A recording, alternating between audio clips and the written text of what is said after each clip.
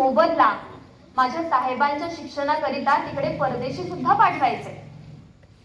खर तर आज इथं खूप साऱ्या महिला भगिनी उपस्थित आहेत. मग मला तुम्हाला आवर्जून विचारायचंय, पोरींनो, तुमच्यापैकी एखाद्या पोरीचं कपाट उघडून बघा. तुम्हा आम्हाला मोजता सुद्धा येणार नाही एवढ्या साड्या अगदी धडाधडा खाली पडतील की नाही पोरींनो? बघा, आवाज आता कमी येतो, हो ना?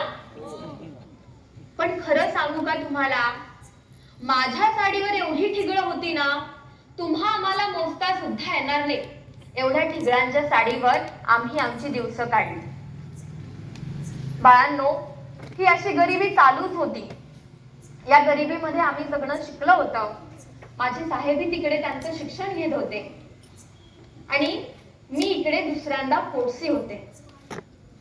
माझ्या पोटात जन्माला आला तो म्हणजे माझा दुसरा मुलगा रमेश. माझं बाळ जसं जन्माला आलं ना, अगदी तसं मरण पावलं.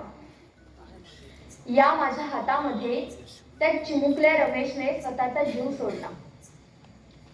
आभाळ एवढं दुःख होतं, अचानकपणे येऊन माझ्यावरती कोसळून पडलं. बातमी एवढी मोठी होती की साहेबांना कळवणं तेवढंच गरजेचं होतं. म्हणून थरथरत्या हाताने का होईना, परंतु यशवंत आणि मी, आम्ही दोघ जणांनी मिळून साहेबांना पत्र लिहिलं आणि कळवलं, साहेब, आपला बाळ रमेश आपल्याला सोडून कायमचा निघून गेलाय हो, कायमचा. बाळांनो, माझ्या बाळाच्या मृत्यूनंतर एक 15-20 दिवसानंतर माझं पत्र माझ्या साहेबांपर्यंत जाऊन पोहोचलं आणि माझ्या साहेबांचं त्या पत्राला उत्तर म्हणून त्यांचं पत्र माझ्यापर्यंत त्या पुढच्या 15-20 दिवसानंतर येऊन पोहोचलं.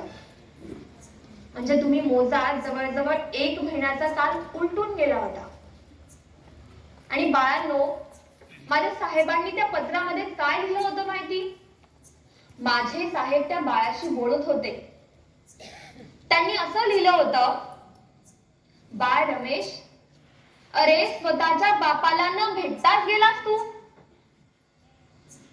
बाळांनो, माझ्या साहेबांनी तर त्यांचं दुःख अशा वाक्यात मांडलं हो.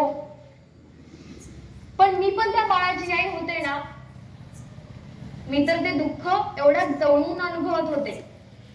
मग माझं दुःख तर केवढं मोठं असणार.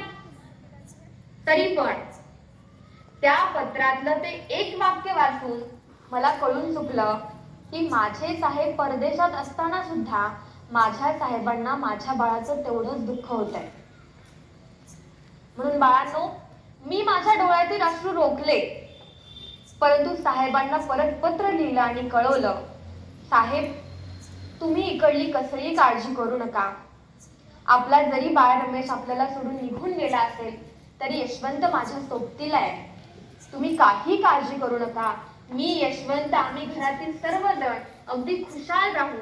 तुम्ही फक्त आणि फक्त तुमच्या तब्येतीची काळजी घ्या, तुमच्या शिक्षणाकडे लक्ष द्या, जास्त जागरण करू नका, तुमचीच राहू, असं पत्र मी माझ्या साहेबांना लिहिलं. बाळांनो, याच अशाच काही पत्रांमधून माझ्या साहेबांना थोडासा धीर मिळायचा. आणि कदाचित यामुळेच की काय, माझ्या साहेबांनी त्यांचं अमेरिकेचं असणारं उच्च शिक्षण पूर्ण केलं आणि माझे साहेब अमेरिकेहून